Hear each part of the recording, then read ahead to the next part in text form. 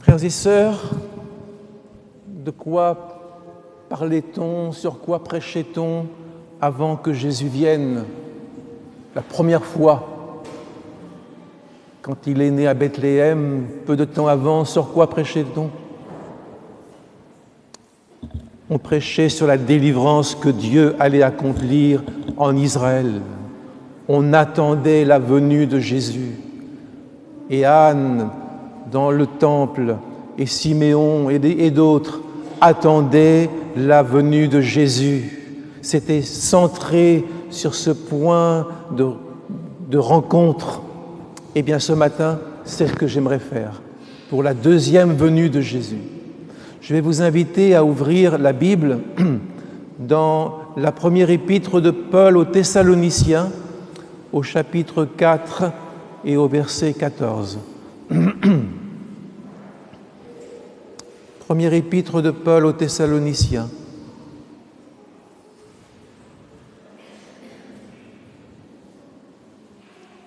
Vous cherchez dans les maisons, sur Zoom, on cherche. On ne vient pas au culte sans la parole de Dieu. Et je salue ceux qui sont dans la tribune, qui nous écoutent et qui nous regardent au-dessus de vous. Donc 1 Thessaloniciens 4, 14. Si nous croyons que Jésus est mort et qu'il est ressuscité, croyons aussi que Dieu ramènera par Jésus et avec lui ceux qui sont décédés. Voici en effet ce que nous vous déclarons d'après la parole du Seigneur. Nous, les vivants, restés pour l'avènement du Seigneur, nous ne devancerons pas ceux qui sont décédés. Car le Seigneur lui-même, un signal donné à la voix d'un archange et au son de la trompette de Dieu, descendra du ciel et les morts en Christ ressusciteront premièrement. Ensuite, nous les vivants, qui serons restés, nous serons tous ensemble enlevés avec eux sur des nuées à la rencontre du Seigneur dans les airs. Et ainsi, nous serons toujours avec le Seigneur. Consolez-vous donc les uns les autres par ces paroles. Je souhaite que nous soyons consolés par les paroles que nous allons partager ensemble. Et puis, j'aimerais faire une deuxième petite lecture dans la deuxième épître de Pierre, apôtre Pierre, deuxième épître de Pierre, chapitre 2 et au verset 6.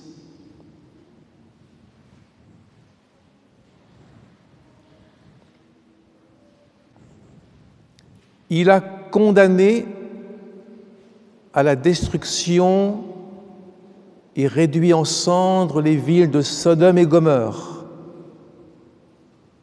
les donnant comme exemple aux impies, c'est-à-dire aux gens moqueurs, sans foi ni loi, aux impies à venir. Et s'il a délivré Lot le juste, profondément attristé par la conduite de ces hommes sans frein dans leur dérèglement, car ce juste qui habitait au milieu d'eux tourmentait journellement son âme juste à cause de ce qu'il voyait et entendait de leurs œuvres criminelles. Le Seigneur sait délivrer de l'épreuve les hommes pieux et réserver les injustes pour être punis au jour du jugement, surtout ceux qui courent après la chair dans un désir d'impureté et qui méprisent l'autorité. Amen. Enseigne-nous par ta parole ce matin, parce que nous savons dans quel temps nous sommes. C'est le temps où le malin se déchaîne, mais où le Seigneur se prépare. Et nous voulons nous aussi nous préparer. Amen.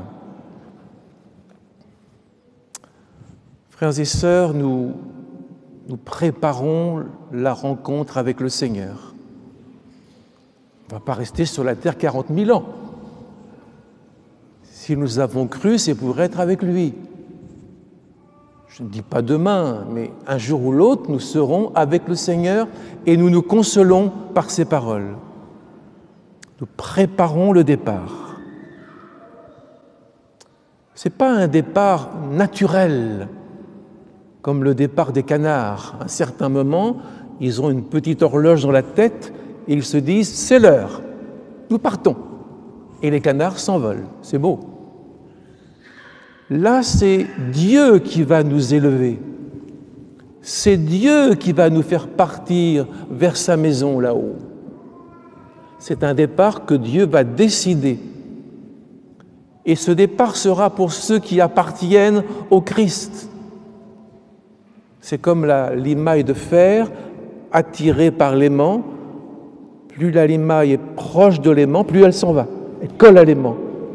Et ceux qui sont proches du Seigneur partiront. Mais déjà, nous nous sommes approchés de lui.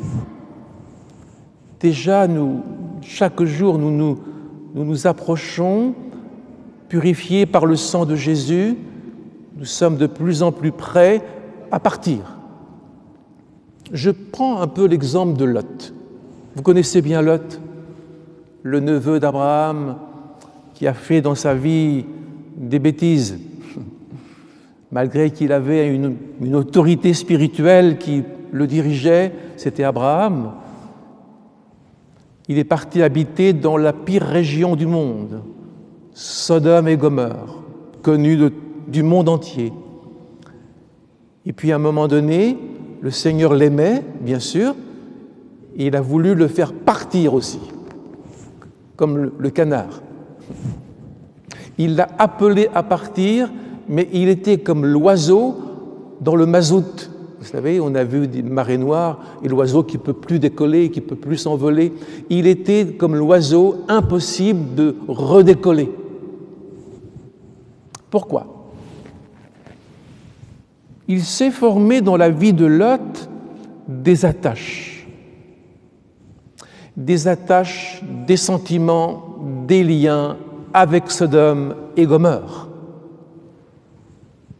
par sa femme, qui était une fille de Sodome et Gomorrhe, probablement, et par ses filles, qui ont choisi des maris de Sodome et de Gomorrhe, et par ses gendres, et par sa réputation, parce qu'il était bien considéré, on l'écoutait, parfois mal considéré, on n'a pas toute la cote pour nous, mais tout ça, c'était des liens qui le retenaient et ne pouvaient pas décoller, et le Seigneur l'appelait. J'espère que ce n'est pas votre cas. J'espère que vous êtes libre pour le Seigneur. Mais Lot, dans Sodome et Gomorrhe, vous connaissez bien ces deux villes d'obscénité, de mépris de la personne âgée, de mépris de la vie. Dans Sodome et Gomorrhe, il était malheureux. Il tourmentait son âme chaque jour à cause de tout ce qu'il voyait, de tout ce qu'il entendait, qui était vraiment horrible. Il était tourmenté. Mais il habitait avec eux. Il n'a pas dit « je vais déménager parce que je ne peux plus supporter d'entendre de telles choses ». Il habitait au milieu des pécheurs de ces villes. Est-ce que vous êtes tourmenté par tout ce que vous entendez aujourd'hui ? Est-ce que vous êtes malheureux est-ce que vous êtes affligé de tout ce que vous voyez à la télévision ? Ou est-ce que pour vous c'est banal, c'est normal, c'est la vie, c'est la modernité ? Lot était tourmenté. Je crois profondément dans le Saint-Esprit. Et je crois que le Saint-Esprit, il met une barrière.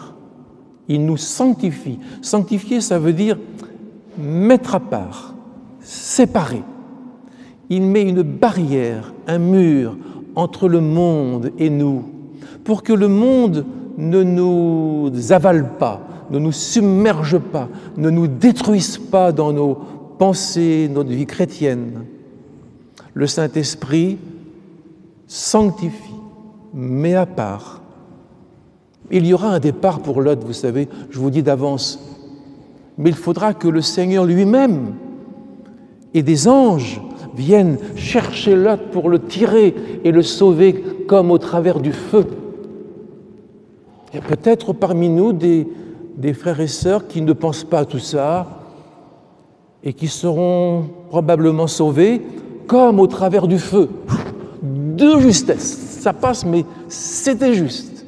Grâce à Dieu, ça passe. Enfin, c'est pour vous dire, le Seigneur sait délivrer de l'épreuve les hommes pieux. Lot n'était pas méchant, il craignait quand même Dieu et il tourmentait son âme. Le Seigneur sait délivrer les hommes droits qui cherchent ce qui est juste, ce qui est agréable à Dieu et aux autres. Le Seigneur les connaît. Mais nous, dans notre vie, moi dans ma vie, j'ai un travail de sanctification. Je dois enlever toutes les mauvaises racines, toutes les mauvaises paroles, toutes les mauvaises pensées, tous les mauvais jugements. Il faut enlever tout ce qui peut pourrir à la fin notre relation avec Dieu. Vous savez la suite, je ne vais pas m'étendre trop longtemps. Le feu du ciel est descendu sur Sodome et Gomorrhe qui avaient mis le comble à leur péché. Et Lot est parti juste à temps. Ce qui m'étonne, c'est que ce soir-là, il n'a pas dit à ses filles, il est parti avec ses filles seulement, il n'a pas dit à ses filles, voyez-vous le jugement du Seigneur, voyez-vous comme les temps s'accomplissent, comme nous devons être prêts, nous allons jeûner ce midi ou ce soir, on va prier le Seigneur pour qu'il nous fasse grâce. Non. Le soir même de la catastrophe de Sodome et Gomorrhe, il a accepté de boire avec ses filles jusqu'à s'enivrer et à commettre des impuretés avec ses filles. Comme quoi, nous ne pouvons pas dire « je serai sauvé au travers du feu, ça me suffit ». Si notre esprit n'est pas bien clair vis-à-vis de Dieu et de sa parole, nous pouvons commettre encore le péché juste sur la ligne d'arrivée. D'ailleurs, je ne vois jamais Lot venir au culte avec Abraham. Je ne vois jamais Lot donner quelque chose pour le culte. C'était un personnage qui est parti. Il est parti avec Abraham quand il y a eu l'appel. Quitte ton pays, ta patrie, va vers le pays que je te montrerai. Il est parti, mais il a suivi simplement. Il n'a pas dit « Seigneur, je vais avec toi, Seigneur, je vais avec ton serviteur Abraham ». Non, il a suivi, mais il ne s'est pas engagé lui-même. Vous savez, le plus difficile, je pense, dans notre vie, c'est peut-être pas le premier engagement, c'est le deuxième. Parce que si on ne s'engage pas de tout son cœur, la deuxième fois qu'on entendra l'Évangile, on dira « je connais ça par cœur, j'ai vu ça dans mon école du dimanche, dans ma jeunesse, dans mon enfance », et on ne s'engage pas. Aujourd'hui, la grande difficulté que nous avons en France et partout, c'est que les gens sont un peu blasés, fatigués, nourris des biens de ce monde et ne s'engagent pas. La Bible dit, si nous avons connu la voie de la vérité et que nous nous engageons à nouveau dans les souillures du monde et que nous sommes vaincus par les péchés du monde, la Bible dit notre nouvelle condition de vie est pire que la première. Nous tombons plus bas. Nous perdons peut-être la faculté d'entendre la voix du Seigneur. Nous perdons la faculté de voir le chemin. Nous tombons plus bas que la première fois. Je l'ai vu déjà autour de moi. Je pense à Jésus qui passe dans les rues de Capernaum, dans les rues de Jérusalem, et je pense quand il est devant Matthieu, Lévi, qui est à son bureau des péages et qui compte l'argent. Bien sûr, ce n'était pas un métier sans risque, l'argent. Mais Matthieu, il entend la voix de Jésus très simple, « Suis-moi », c'est tout, « Suis-moi ». Et Matthieu se leva et suivit Jésus. Il a quitté le bureau, il a quitté son travail. Tout de suite, il est parti à suivre Jésus. Pourquoi ? Est-ce qu'il y avait sur Jésus quelque chose de spécial ? Non, simplement la parole, l'obéissance de Matthieu et la parole de Jésus, l'autorité de Jésus. Frères et sœurs, nous attendons aujourd'hui un grand départ. L'Église se prépare à partir vers le Seigneur. C'est un départ dont il est parlé souvent dans la Bible, mais on se moque de ça. Il est dit dans les derniers temps, dans les derniers jours, il y aura des moqueurs qui diront « Mais où est la promesse ? Où est la promesse de Dieu sur son avènement ?» Parce que rien ne change. Ce sont des chrétiens qui parlent là. Ils parlent de l'avènement, des promesses de Dieu, des pères, car depuis nos pères, rien n'a changé. Rien ne change, tout est pareil. Donc ils vont se moquer. Un des grands dangers de la fin des temps, ce sera la moquerie. Je pense qu'un signe de l'avènement de Jésus, ce sont les moqueurs, qui diront « Mais où est la promesse ? Rien n'est changé. » Ce matin, je veux vous dire, soyez très sérieux avec votre vie chrétienne. Le Seigneur ne tarde pas dans l'accomplissement de la promesse. Il n'oublie pas ce qu'il vous a dit. Soyez sérieux dans tout ce que vous faites avec le monde, avec les autres. Au IIIe siècle, il y avait des chrétiens partout en Europe qui n'en pouvaient plus de la violence, ils n'en pouvaient plus de la débauche, ils n'en pouvaient plus du péché. Ils se sont retirés, ils ont quitté l'Europe, ils sont partis en Afrique du Nord, ils sont partis se cacher dans les déserts, tellement la situation était invivable et qu'il n'y avait pas d'autre solution que de partir. Je ne pense pas que nous irons jusque-là. Mais je pense qu'aujourd'hui, nous sommes entrés dans un temps de grande violence et de grand mépris pour les autres, pour les choses de Dieu. L'avènement du Seigneur va nous surprendre tous. L'un sera pris, l'autre laissé, quand il viendra pour nous attirer vers lui. Il viendra à l'heure où nous n'y penserons pas, donc nos pensées seront ailleurs. On ne pensera plus à Jésus, peut-être au culte le dimanche matin. Et nos pensées ne seront plus avec lui. Et il reviendra.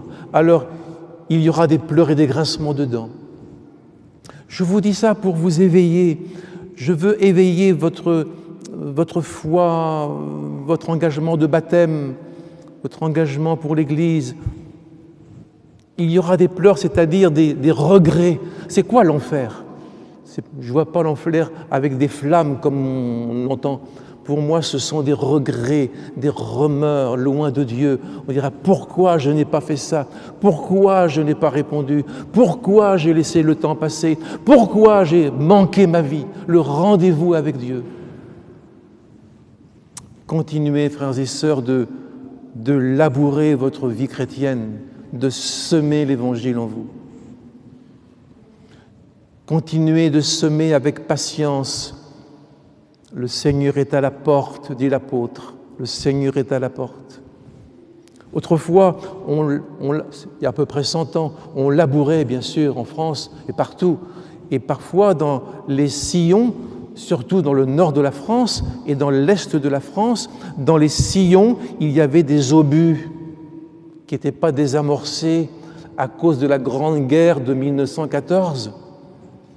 Et quand le paysan arrivait avec sa charrue et ses chevaux à l'époque, quand il arrivait dans le sillon et qu'il touchait à l'obus, paf, il explosait. Aujourd'hui, les temps ont changé. Il y a toujours des obus en France, partout.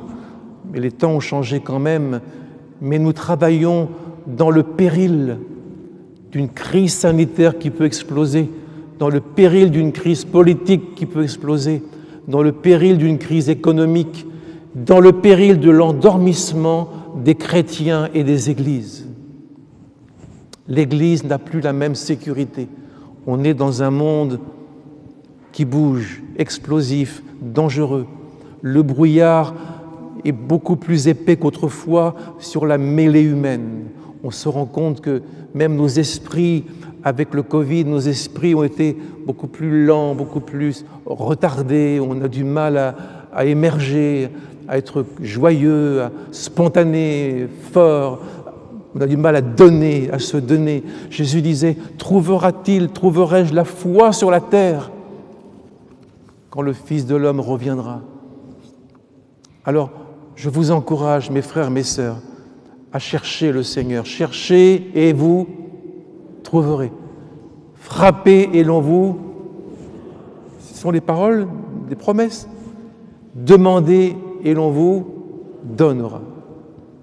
Ce sont des promesses pour ceux qui attendent le Seigneur. Mais on attend quoi? On cherche quoi? On frappe où? Le Seigneur. On cherche le Seigneur. Pas la fortune, pas l'argent, pas le loto, pas être beau et grand. Nous cherchons le Seigneur. Nous frappons à la porte du Seigneur. Nous demandons le Seigneur. C'est lui. Le but de notre vie, frères et sœurs, ce n'est pas la récompense qu'on va avoir. Le but de notre vie, ce n'est pas tout ce que nous faisons. Le but de notre vie, c'est le salut de l'Église. Tout ce que nous faisons, c'est pour le salut de l'Église. Et nous voulons rester veillants pour l'Église. Il faut que l'Église nous voie. Nos enfants, il faut qu'ils reviennent au culte. Il faut que les familles reviennent en plus grand nombre. Et il faut qu'ils nous voient forts et espérants dans le Seigneur. Nous attendons le départ. L'apôtre Paul disait, nous nous sommes convertis pour attendre des cieux le Seigneur Jésus-Christ. On n'est pas convertis pour avoir la paix seulement, ou la joie. On est convertis pour cette relation, attendre le Seigneur Jésus-Christ. La Bible, souvent, elle dit que le croyant, c'est quelqu'un qui attend. Le serviteur qui attend, nous l'avons lu, qui attend la venue de son maître. Les 10 vierges, les folles, les sages, elles attendent la venue du marié, le Seigneur lui-même. Dans le psaume 130, nous avons mon âme compte sur le Seigneur, attend le Seigneur, plus que les gardes ne comptent sur le matin. On n'attend pas seulement le dernier jour, on attend chaque jour. Chaque jour, Dieu a quelque chose à nous dire. Chaque jour, dans le lieu secret, il frappe à notre porte et il veut nous encourager, nous fortifier, nous dire « Ne crains pas, je suis avec toi. Ne crains pas ce que tu souffres. Le Seigneur t'a pris sous ses ailes. Ne te replie pas sur toi-même. » Le Seigneur nous parle, il vient à nous chaque jour. Attendez, mais n'oubliez pas ce que vous attendez. Vous n'attendez pas d'être plus jeune, plus riche, plus beau, plus fort. Vous attendez le Seigneur Jésus. C'est lui, que ton règne vienne en nous. Je pense qu'il faut relire les béatitudes, le sermon sur la montagne, pour bien attendre le Seigneur. Heureux les pauvres de cœur, ceux qui ne se prennent pas pour des craques, qui disent « moi, je n'ai rien sans Dieu ». Voilà, heureux ces gens-là. Le royaume des cieux leur appartient. Heureux ceux qui s'affligent sur le monde, sur les tueries, les massacres, ceux qui s'affligent sur les enfants malheureux, ceux qui s'affligent sur les familles détruites. Heureux ceux qui s'affligent, parce qu'ils seront consolés et le Seigneur répondra à leurs prières et il viendra nous chercher. Amen. Heureux les cœurs purs, qui ne sont pas doubles, qui ne disent pas oui et puis après non, ceux qui n'ont qu'une parole, parce qu'ils verront Dieu. C'est ça notre espérance. Notre espérance, c'est que Dieu est en nous et il fait vivre en nous une attente magnifique. Il reviendra. L'espérance, c'est aller vers le Seigneur. Quand nous allons vers lui chaque matin, nous hâtons, nous facilitons, nous mettons en marche sa venue. J'ai vu ça dans l'épître de Pierre. Nous hâtons l'avènement du Seigneur. Jésus va abréger les jours parce que ce sera invivable, mais nous disons, Seigneur, viens vite, et parce que par tout ce que nous faisons, nous hâtons ta venue. Frères et sœurs, je vous laisse avec cette pensée. Préparons-nous pour le départ. Un jour nous partirons. Un jour je mourrai, un jour nous mourrons, ou nous partirons. Ne manquons pas l'essentiel de la vie. Ne prenons pas la vie chrétienne pour simplement plus de joie et plus de paix. C'est quelque chose de beaucoup plus important que tout. Dans la vie chrétienne, il y a des moments où nous sommes attristés, affligés, comme Lot. Nous partirons. Jésus disait, dans son grand discours sur le retour de Jésus, il disait, dans ces temps-là, priez en tout temps. Priez sans cesse. Priez pour que vos enfants vous suivent dans l'enlèvement. Priez pour que vos familles soient converties. Priez sans cesse. Je pense que c'est notre dernière œuvre. Priez. On ne pourra plus rien faire après. Déjà aujourd'hui, on ne peut plus se rencontrer facilement. Nos enfants sont plus accessibles à cause du Covid dans les écoles du dimanche.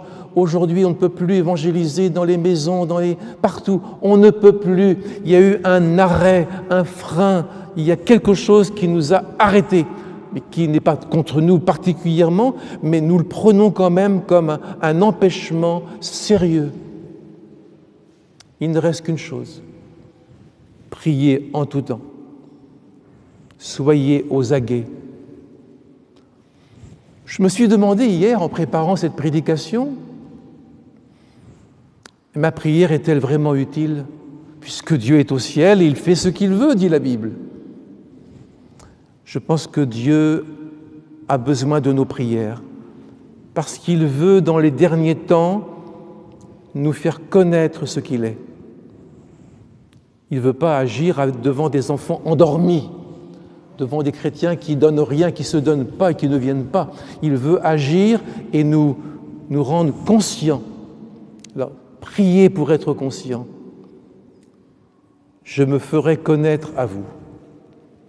Et je crois que dans les temps qu'on va venir, on aura besoin de révélation dans notre cœur, que la parole s'illumine, que la prédication s'illumine, que les prières soient remplies de force et de foi. Je prie pour vous. Le Seigneur revient bientôt. Amen. Nous ne devancerons pas ceux qui sont morts, bien sûr, on va arriver juste après eux. D'abord, il y aura la résurrection, et dans le temps qui suit, un temps ou deux mouvements, je ne sais pas, mais juste, nous suivrons ceux qui sont décédés et qui ressusciteront, et nous partirons avec le Seigneur. Partirons dans les airs, comme Jésus qui s'est élevé sur la montagne. Nous partirons à la rencontre du Seigneur, à la dernière trompette, au son de la trompette, à un signal donné. On n'entendra pas, mais les morts entendront. Et tout à coup, nous partirons à sa rencontre et nous serons toujours avec le Seigneur. Consolez-vous par ces paroles.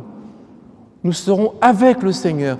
S'il n'y avait pas ça dans la vie chrétienne, mais qu'est-ce qu'il y aurait? Des beaux chants, des cantiques, des artistes. Mais qu'est-ce qu'il y aurait s'il n'y avait pas au bout du chemin ce phare, cette lumière intense? Nous serons tous ensemble avec le Seigneur et nous serons semblables à lui. Amen. Il vient bientôt. Préparons-nous. Amen. Prions. Seigneur, tu nous prépares pour ce grand jour où nous entrerons dans la salle des noces et nous serons assis avec Abraham et les apôtres et tous ceux qui nous ont précédés. Et tu nous serviras toi-même. Tu te mettras comme notre serviteur. Et ce sera le repas de l'agneau de Dieu, pour reprendre l'expression biblique, le repas des noces, le repas de Jésus. Tu nous appelles à ce grand rendez-vous Je voudrais te faire une prière que je ne manque pas ce rendez-vous, que mes frères et mes sœurs, après avoir entendu l'Évangile, n'arrivent pas trop tard, car certains arriveront trop tard et la porte sera fermée. Je te prie pour mes frères et sœurs de Rennes et mes frères et sœurs partout, dans les églises. Permets que nous vivions un retour vers toi, une préparation, une attente. Amen. Et que, frères et sœurs, dans vos maisons avec vos enfants et votre épouse, votre mari, vous puissiez bien établir un petit culte, petite lecture, petit commentaire que vous faites qui retouche votre vie, et puis toujours la fidélité. On colle à Jésus, à l'Église. On se détache pas. Si on se détache, on pourra plus se raccrocher. Que Dieu vous bénisse. Sachez que je prie pour vous. Dans ces temps que nous vivons, mes prières vont vers Dieu pour vous. Amen. Que le Seigneur soit avec vous. Nous allons ensemble prier.